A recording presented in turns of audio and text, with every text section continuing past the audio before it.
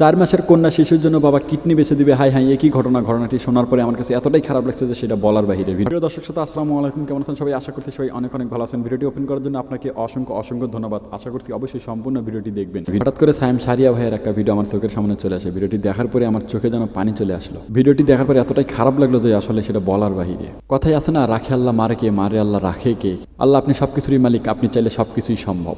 আমরা দোয়া করি এই শিশুটি যেন খুব দ্রুতই সুস্থ হয়ে যায়। আল্লাহ চাইলে এই শিশুটিকে খুব দ্রুতই সুস্থ করা সম্ভব। এই শিশুটিকে সুস্থ করার জন্য 50 লক্ষ টাকা প্রয়োজন। ডাক্তারের এত টাকার কথা শুনে বাবা তার সন্তানকে বাঁচানোর জন্য কিডনি ব্যথার জন্য পাগল হয়ে যায়। শিশুটির বাবার এই কথা শুনে তাদেরকে অনেকেই সহযোগিতা করেন এবং অনেকেই টাকা দিয়ে তাদের পাশে এসে দাঁড়ান। সোশ্যাল মিডিয়ায় দেখা গেছে অনেক ইউটিউবাররা ওখানে গিয়ে ভিডিও বানিয়ে টাকা উঠিয়ে দেন সেই ভিডিওর মাধ্যমে। আমি বলবো সত্য মিথ্যা যাচাই করার মালিক আপনারাই। যদি পারেন সায়েম সারিয়া ভাইয়ার পেজে গিয়ে সেই ভিডিওগুলো দেখে আসুন, সত্য মিথ্যা যাচাই করে বের করে আমাকে কমেন্টে জানিয়ে দিন। এবং যদি পারেন তাহলে তাদেরকে কিছু সহযোগিতা করুন। আমরা মানুষ হয়ে মানুষের পাশে দাঁড়াই না, এটাই আমাদের স্বভাব। হাইরে মানুষ রে ভাই, আমরা মানুষ হয়ে মানুষকে অবহেলা করি, আমরা মানুষ হয়ে মানুষকে কেন ঘৃণা করি, আমরা মানুষকে কেন ভালোবাসতে জানি না। আমরা তো মানুষ, তাই না? আমরা যেহেতু মানুষ, আমরা একজন মানুষের পাশে দাঁড়াবো, আমরা মানুষ হয়ে মানুষকে ভালোবাসবো, এটাই আমাদের স্বভাব। আমরা কেন জানি পশুদের মতো নিকৃষ্ট হয়ে যাচ্ছি দিন দিন।